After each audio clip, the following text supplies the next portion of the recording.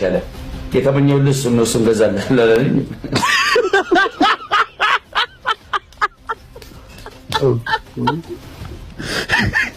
አረወይ ሳትሳቅ አይባልም። ማሚ ማርያም ማለት እንዴት ነው እንደዚህ ይዋለቱ ቀማል ማለት ነው። እግዚአብሔር እስቲ አይፎን ለእንትና ለሊሞና አይፎን 3 አይፎን እንደገና ምን አለ የአንድ አመት የትምህርት ቤት ኔክስት ስንት አመት ነው ኬጂ ማለት ሲሪየስ ምናምን ዘግቼዋለሁ።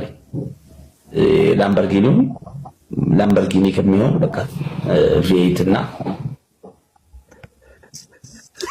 በቃ እንትን ገስታውስ ምናምን ነገር ይሆናል። ኩክሰን ሰምታለህ?